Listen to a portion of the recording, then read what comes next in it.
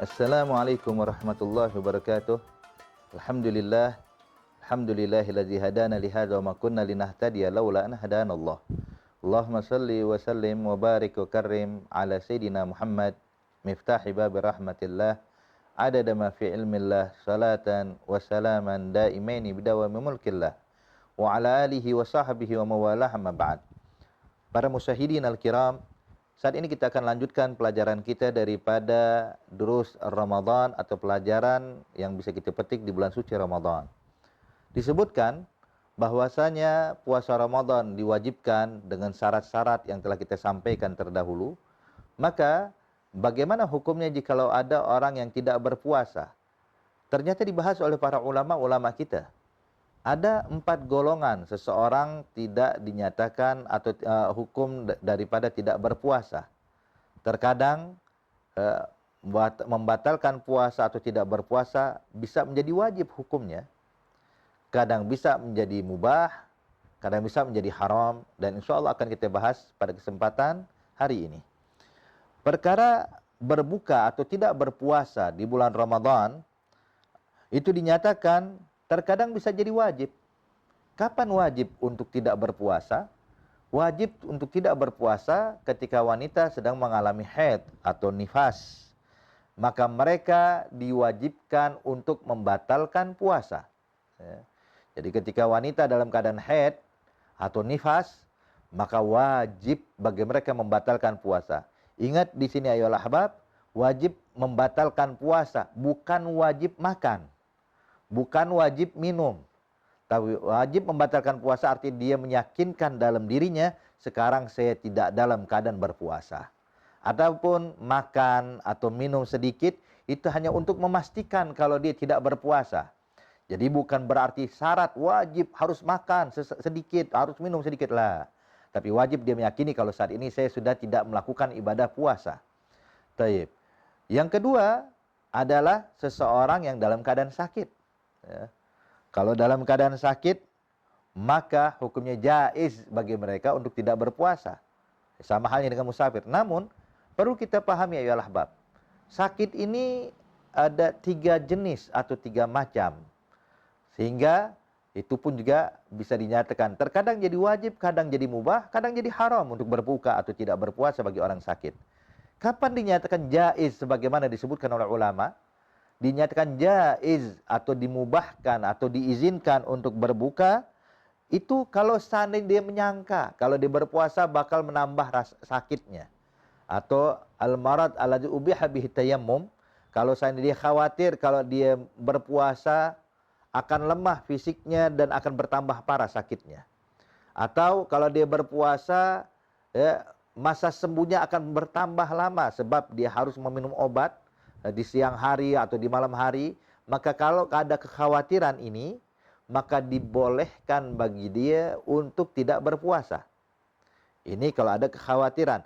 Namun ya ahbab, kalau seandainya dia yakin atau mendapat khabar yang thiqah dari seorang dokter muslim mengatakan engkau harus makan, kalau tidak makan kau bisa meninggal dunia, atau bisa menghilangkan manfaat anggota tubuhnya, atau bakal stroke atau yang lainnya.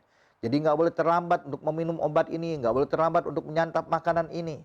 Jadi dokter udah menegaskan kepada kita untuk tidak berpuasa hari tersebut, maka orang tersebut kalau melaksanakan puasa hukumnya haram. Sebab itu bakal memberikan hal yang bahaya untuk dirinya.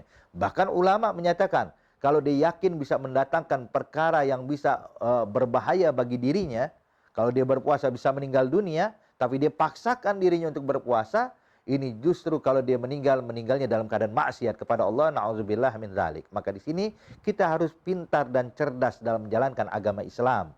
Bukan karena yang penting ibadah lah. Terkadang kita diberikan izin oleh Allah Subhanahu wa taala untuk meninggalkan ibadah tersebut kalau memang meyakini bakal mendatangkan bahaya yang bisa menghilangkan nyawa atau menghilangkan fungsi anggota tubuh kita atau yang lainnya. Jadi kalau khawatir, yakin bisa mendatangkan hal yang bahaya, wajib bagi dia untuk tidak berpuasa. Kalau dia berpuasa, justru bermaksiat kepada Allah Subhanahu wa taala. Dan yang ketiga, ya ahbab, kalau seandainya sakitnya itu tidak membahayakan sedikit pun, seperti sedikit sakit kepala, atau sakit telinga, atau sakit gigi, atau ada bagian tubuhnya yang sakit, terluka lah, artinya kalau dia puasa pun nggak bakal mempengaruhi dari sakit tersebut. Maka yang seperti ini dilarang untuk berbuka. Haram bagi dia untuk berbuka puasa, wajib untuk melanjutkan puasa dalam keadaan sakitnya dia. Jadi kita pahami sekarang, berpuasa atau meninggalkan puasa bagi orang sakit dihukumkan jaiz kalau dia khawatir bisa mendatangkan perkara yang lebih buruk dari yang sebelumnya. Baik. Begitu juga musafir. Sudah kita bahas di pelajaran-pelajaran yang lalu, ayolah habab. Seorang musafir, dia dibolehkan untuk tidak berpuasa kapan? Jikalau dia keluar dari kampung halamannya itu sebelum waktu fajar. Artinya dari sebelum waktu subuh dia sudah dihukumkan seorang musafir. Sebab waktu subuh itu waktu wajibnya puasa. Sedangkan dia sudah dinyatakan musafir dari sebelum diwajibkan puasa. Maka yang seperti ini boleh bagi dia untuk membatalkan puasa. Namun tetap yang paling afdal jikalau dia mampu berpuasa untuk berpuasa. Taib. Kemudian ya ahbab, yang berikutnya, la wala, arti tidak ada hukum.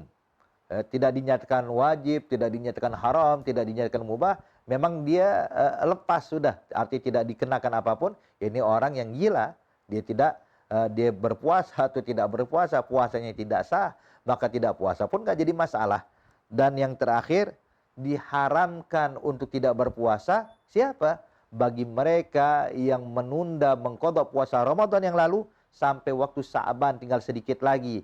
Kalau masalah contohnya 5 hari di bulan Ramadan bolong puasanya gara-gara haid atau gara-gara apapun itu, maka wajib diqadha, cuman ditunda sampai tinggal 5 hari di akhir Sa'ban. 5 hari lagi akhir Sa'ban akan berakhir, maka wajib bagi dia untuk berpuasa, mengqadha puasa Ramadan. Kalau dia berbuka dinyatakan haram, sebab kalau dia tidak berpuasa bakal lewat waktu Sa'ban dan datang Ramadan berikutnya belum lagi diqadha oleh dia, maka dia dikenakan dosa, dihukumkan maksiat dan wajib tetap mengqadha dan juga wajib membayar fidyah. Semoga Allah Subhanahu wa taala memberikan pemahaman kepada kita akan agama Islam dan kita bisa menjalankan puasa dengan sebaik-baiknya. Amin ya rabbal alamin. Assalamualaikum warahmatullahi wabarakatuh.